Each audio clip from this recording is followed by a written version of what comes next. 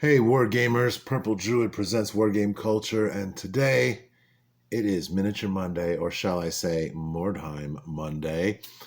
We're going to go over a couple of things that I've been working on, and we're going to look at some painting projects. So, first of all, I have completed this building, which is a resin building, and all I did was spray paint it black. And then this is a lot of dry brushing with steel blue and light gray on the top, and I believe elephant gray. Is it elephant gray? Granite gray. Granite gray on the sides. Then I used some chestnut for the wood grain. And then I got a little fancy here. You can see the that face, that lion head. I went ahead and hit that with some golden yellow, a little bit of ivory. Mixed that together. Hit it with some stains. I think that came out pretty cool. The plaster cracking. This came out really good. The chimney is burnt orange, I believe, and so this came out really good. I've had this stupid house for years and years, and I was just afraid. I thought it would be too big of a project, and frankly, I finished it in about a day. I think it looks really good. At the time, I went ahead and bought a couple of other. So here's another building. I can't really get back any further from this, but this is a kind of a three-story building, I guess. A little bit taller than the first one. And I'm doing this one in two parts. I am not going to paint that interior, but I do need to paint this interior here because you can see it through there. So I did not glue this together. Once that part is painted, I'm going to paint that first. Then I will go ahead and glue this together. And once it's glued together, then I'll go ahead and paint it up. Now, this one's a little bit different. It has the stone on the bottom. And you can see there that the paint it was windy when I was doing this, so it didn't really get into the cracks. So I'm going to have to hit that with some black acrylic and a brush. But I think I'm going to take a look at the old Mordheim scenery, because I know they've got some funky oranges and yellows and different colors. So I'm going to try to match those and paint that plaster to kind of match. So I think that'll be fun. I'll do the same thing with these foam core buildings. I've got 3 of these foam core buildings that I constructed. Again, coffee stir sticks, some basswood there for the rafters and support pole. I used the Vallejo texture paint for the ground. This is 3 different sizes of gravel that are glued down. I did not do a great job. I should have brushed this off. That is something I have learned belatedly. So I'll probably go back over this with some black first, with a little bit of glue, some Elmer's glue mixed in order to cover up these little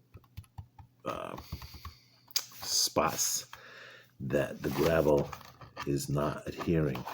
And then I will go ahead and dry brush this. And again, we're going to use similar colors so that it'll all sort of match.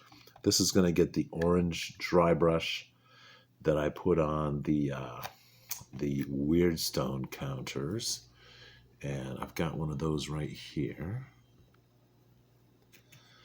So these are just pebbles that I got from a bag of rocks that are ballast for your train sets.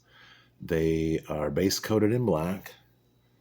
And then I used the Army Painter Militia Green as the base coat or undercoat, bottom coat, whatever, first coat. And then they're highlighted with this lime sherbet straight, and then also mixed with a little bit of ivory. So I think these came out pretty good. Again, I dry brushed the base with chestnut. Is it chestnut? I think it's chestnut. It's either chestnut or the burnt orange.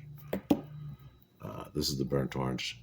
These are just simple craft paints. I don't get expensive paints because this is just, terrain. These aren't, I'm not painting these to be museum quality. And again, I could have done a better job with adhering this gravel. The funny thing is this gravel is actually orange to start with. But I wanted to get down in there and get the cracks so that it looks a little more real, if that makes sense. So I have a bunch of these weird stone counters. So these will be fun that the war bands can go after. I also have some cool treasures. I believe that these treasures were originally part of the Frostgrave Nick starter. This one obviously is still a work in progress. I did do the base because I was doing the bases at the time, and I just went ahead and finished all the bases. And I'll probably do this platform. I think I'm going to do it in wood, but we'll see. And maybe we'll have some fun with the Micron pen, and we'll write make some little squiggles in there so it looks like writing. So that's where we are with the scenery. And then I've pulled out a bunch of old minis. This is going to be the vampire leader of the Undead Warband.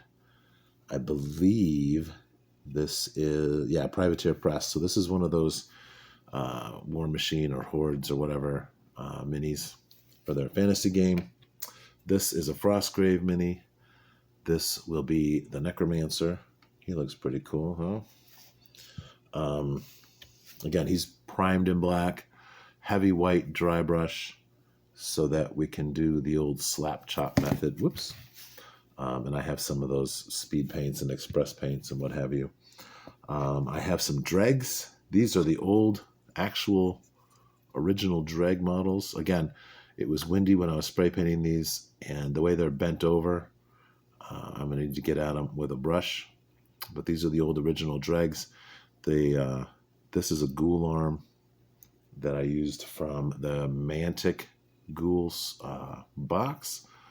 But otherwise, these are original dregs. And I've textured them up with a little bit of sand and a little bit of Games Workshop Typhus Corrosion. So that should look cool when we start to dry brush those. And you can see it was cold and humid when I was priming these down. It was about 52 degrees. I thought it'd be warm enough, but they're still a little bit tacky. This is, come on, focus. There we go. This is one of the, come on, there we go. This is one of those ghouls from the Mantic Ghouls box. And again, these guys are textured with sand and the Typhus Corrosion. So I have 5 of these ghouls. I know 3 dregs is the most you can have, but I did 5 ghouls. I actually built these. I built these in 6s so we can play Dragon Rampant with them later. And then I don't have zombie models. I already had a box of the Mantic skeletons. So I assembled some skeletons, textured them again with sand and the Typhus Corrosion. And so these are going to count as zombies. I know that they're not supposed to have weapons, but again, I can use these for multiple types of games, or I can use these for whatever. So, but I think they turned out pretty good. I went at these shields with the X-Acto knife to leave those cuts, so that will be fun. I'll do some weathering and chipping on those. But those are the minis. Because I'm going to be using these for a convention, I'm going to try to keep each warband to 15 miniatures. I don't know how many points this is. I'll point these out later. We'll do a whole episode where I do the points for each warband before we start doing some test battles. I am going to do some test battles prior to October, which is the official 25th anniversary of the MORDHEIM game. I just love MORDHEIM. I wish there was someone around where I live who played. Maybe I'll find some at the game shop. I am going to put up a little flyer, so we'll see if anybody responds. So this is the first of the war bands, more or less. I may make larger war bands to use for the demonstration games that I'll be recording, but we'll have to see. So this is what we have for now. Thank you so much for watching. Be sure and hit like and subscribe, and go ahead and share this with your friends. If you're interested in the Mordheim 25th anniversary and you are doing something as well, leave a comment down below, and we'll share the fun and excitement. So thanks a lot. Have a great day and keep on gaming.